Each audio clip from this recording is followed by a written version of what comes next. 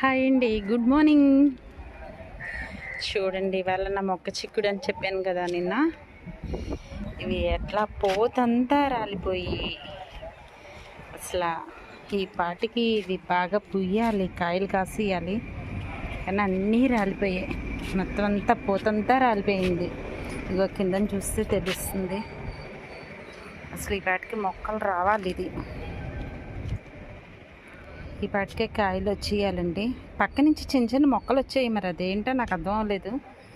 ఒక కుండీలో అయితే నేను పెట్టకుండానే వచ్చాయి. ఇది చాలా ఎక్కువ కాయలు కాస్తుంది, కానీ మరి పూత రాలిపోయింది కదా, మరి ఏం చేయాలో తెలియదు. ఇదిగో ఇది ఇంకా ఎక్కువ పోతుండేదండి. మొత్తం వర్షాలకి అంతా రాలిపోయింది. ఇవి కూడా ఒక 5 కుండీలు వేసాను. ఒక్కొక్క మొక్క 1/4 కేజీ కాయలు కాస్తుంది. సరిపోతాయండి. మార్నింగే పిల్లలకి క్యారేజీలు ఇచ్చుకుంది, వాటికి బయటికి పరిగెత్తాలి అనే ప్రాబ్లం అయితే ఉండదు. చక్కగా చేసుకోవచ్చు.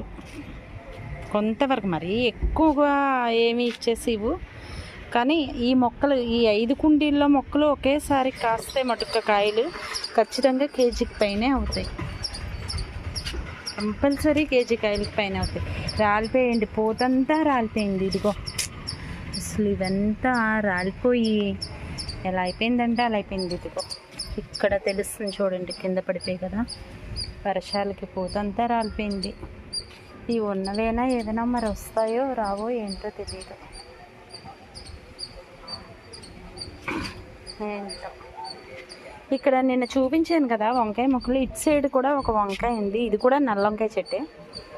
ఇది కూడా ఇప్పుడు వచ్చింది, ఏంటో పువ్వు ఇప్పుడు వస్తుంది. ఇది ఇక్కడ వస్తున్నట్లుగా ఉంది కాయ. చీమలు పట్టేస్తున్నాయి. ఇప్పుడు కానీ ఇందులో చీమల మందు కొట్టకపోయేటట్లయితే ఖచ్చితంగా పోతాయి. ఈ పింజ పువ్వు అన్నీ పోయి ఇదిగో కొరికేసింది, చూసారా తెలుస్తుంది. ఇదిగోటి బచ్చల మొక్క ఇది ఒక్కటే ఉంది, కానీ ఈ ఒక్కటి కూడా నాకు సరిపోతుంది. పప్పుకో లేకపోతే దేనికైనా సరే ఈ ఒక్కటి కూడా సరిపోతుంది.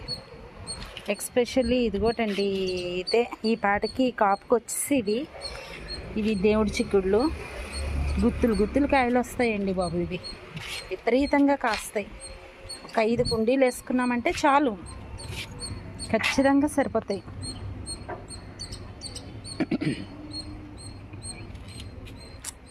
ప్రాణం అంతా పోయినట్టు అనిపించింది. వర్షాలు కాదు కానీ ఒక రకంగా మొక్కలు బాగుంటాయి అనుకున్నాను, ఒక రకంగా అన్నీ పోతున్నాయి. చూడండి, ఇదేదో అయ్యి ఆకులు